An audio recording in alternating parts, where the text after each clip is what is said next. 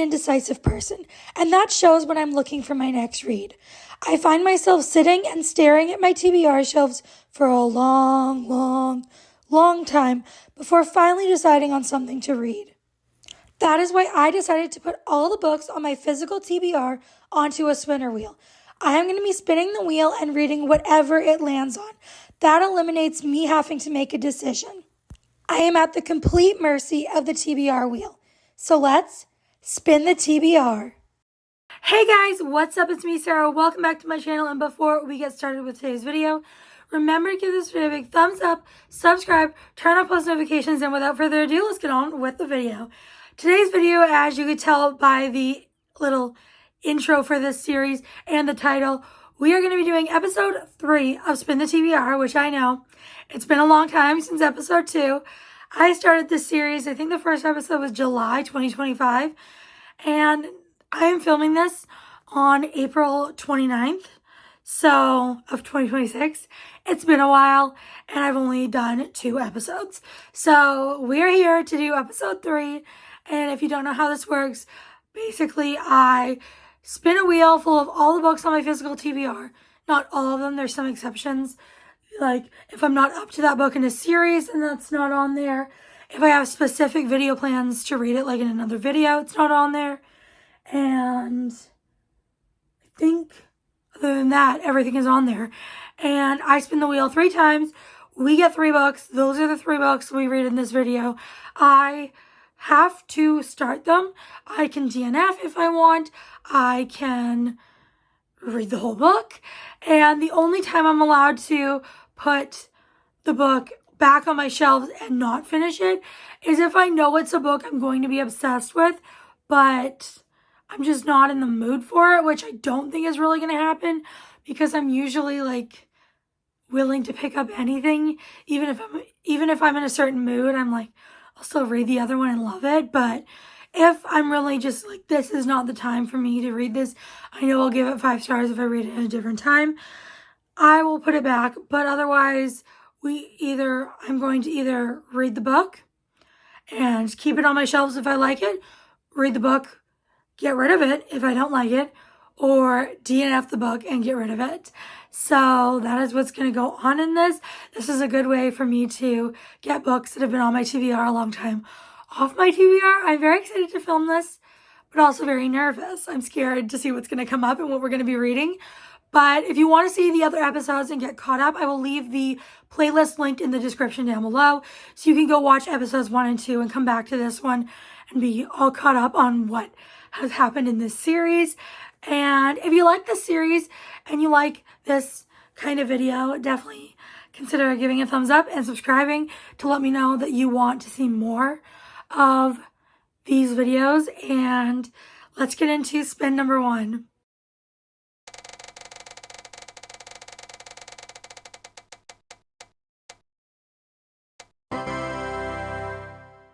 Sorry if the camera angle has changed, but I have done our first spin, and as you would have seen, we got The Haunting of Hill House by Shirley Jackson, and this is going to be an interesting one because this is my copy. I believe this was in a recent book haul, so you might have already seen this, but yeah, this is what my copy looks like. It looks like a coloring book, but no, it is the novel. And I don't know who on earth decided to print this novel in this format, like this big. And I don't know how I'm going to read this, just like this. But I'm very excited to read this story. This is like a classic horror haunted house story. That's really all I know about it, but I know it is like very iconic and well loved and just a very fun horror story. And I love a good haunted house. It says, The Haunting of Hill House by Shirley Jackson is a masterpiece of psychological horror that explores the nature of fear, solitude, and supernatural things. The novel follows Eleanor Vance, a lonely and emotionally fragile young woman who joins a group of individuals investigating paranormal activity at the mysterious Hill House, an unstable mansion with a dark past, and there's more to it. But I am excited. I'm just nervous to read this copy in particular.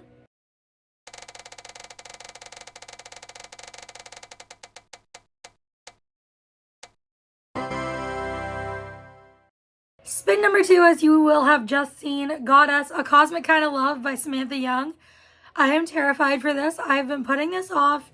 This is not what I was hoping to get, but it is good that I got it because otherwise I may have never picked it up. This one is a contemporary romance, maybe more of a rom-com, and I think it has something to do with space. Let's find out. It says space is the last thing an event planner and an astronaut need in this charming new comedy.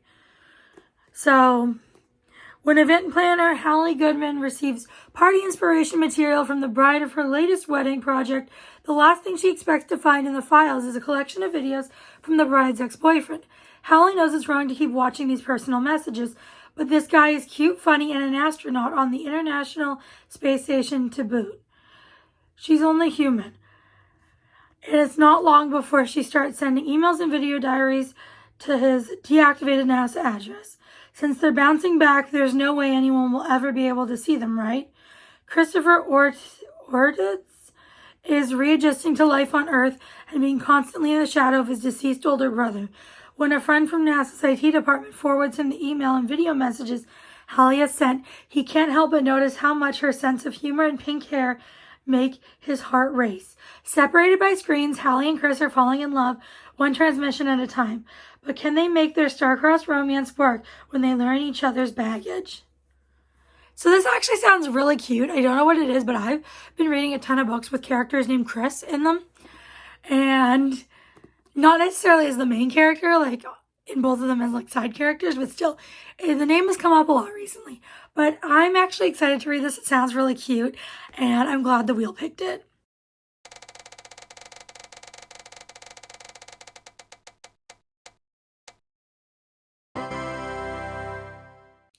Spin number 3 got us My Captive's Heart by Simran.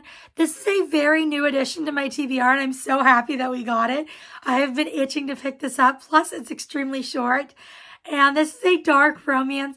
I believe it has Primal Play, and it says, I want you to chase, and it all began when I said this to my boyfriend. A little fantasy with him is all I wanted for Halloween.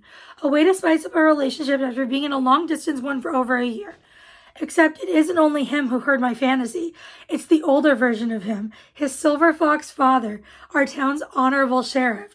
Or not so honorable, considering the darker proclivities he's been hiding all this time. Now I'm his captive. The prize for my freedom is to become his. This sounds so good. So it's age gap, it's boyfriend's dad.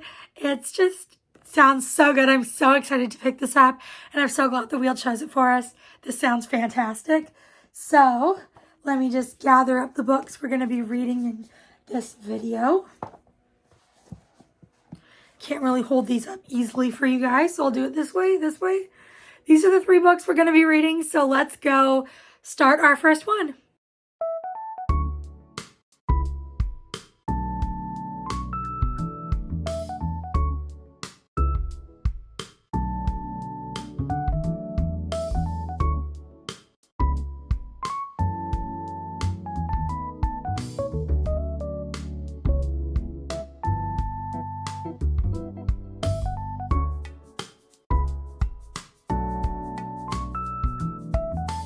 I finished My Captive's Heart, and I loved this. This was so good. It's like the author thought, what should I write about? And they're like, let's make a book with everything Sarah loves, because I loved this book. I gave it 5 stars. This one follows our FMC. She is in this long distance relationship with her boyfriend, and she wants more from their sex life. So she decides to confess her fantasies to him. And at first he's like, no, that's weird. Like, we're not doing that. But then he ends up wearing a mask and like chasing her through this field. And then she gets drugged and kidnapped. And it turns out it was not her boyfriend, because he's not into that stuff. It is his dad. And this is captor, captive, kidnapping, age gap, boyfriend's dad. It was so good. It had all the tropes I love. So many fun, spicy kinks. It was just so good. And just for a short little novella, it was fantastic. 5 stars. And I highly recommend this if you like spicy, darker romances. And yeah, this one was fantastic. We are going to move on to our next book, and I will update you guys when I have started it. Would it be an episode of Spin the TBR if I didn't DNF a book? I've DNF'd The Haunting of Hill House by Shirley Jackson. This book doesn't have page numbers, but I made it a few pages in, maybe 8 to 10 pages of this copy, and I cannot do this. The writing is horrible in my opinion. It's extremely repetitive, and that is intentional. I looked it up, and I don't know why anyone would decide to do that. It does not work for me. So this is a DNF. I'm honestly glad I just got this kind of like bootleg copy. I mean, I thought I was getting a regular copy, but I mean, I'm glad I only spent $10 on it because, yeah, I wanted to love this so much, and the story I still think sounds really good, but the writing, I have no idea why she chose to be so repetitive, but I'm DNFing this, sadly. This was a no for me. But I have started A Cosmic Kind of Love, and I'm on page 82. So far, it's cute. I'm having a good time. I think I told you at the start of this, like when we spun this, what it was about, and basically that's just what's been happening. She saw some messages that from our MMC that weren't meant for her, but she watched them anyways, and now she's sending him video messages, and she thinks that they're just bouncing back because his assistant or like is making it look that way, but he's actually watching them. And yeah, this one, it's cute so far. I'm enjoying it, and I don't really have too much to say, so let's go continue reading. I'm here to give you guys a little update on A Cosmic Kind of Love. I'm currently on sprints right now for Kooky Mayhem. I'm on page 269, and I am really enjoying this. It's really sweet and cute and just a really good time, and I love the MMC so much, and I really like the FMC as well. She's so awkward, but it's really sweet, and their relationship's just really wholesome, and I'm really loving it so far. So I don't have too much left. I will finish this in the next little bit, and I will try and remember to come back on here tonight and end off this video. But if I don't, you will see me probably tomorrow with my final thoughts. And let's go get reading.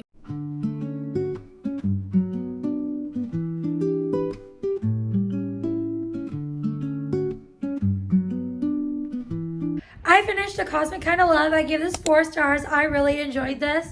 And it was just a really sweet, fun romance. I love these two characters so much. But my one issue with it is they forgave each other way too fast and way too easily. It reminded me of that scene in Friends with Monica and Chandler. I will play it right now for you. You opened all the presents without me? I thought we were supposed to do that together. You kissed another woman? Call it even? Okay. And for that reason, it was not higher because I just didn't like that aspect, but everything else was good. It was a fun time. I highly recommend. And that is going to be it for this video. If you made it to the end of this video, let me know if you've read any of the books that I read for this. And otherwise, you can leave a... What emoji should we do? How about some kind of space emoji? Any space emoji. And before you guys go, make sure to give this video a big thumbs up, subscribe, turn on post notifications. I'll see you all next time. Bye, everyone.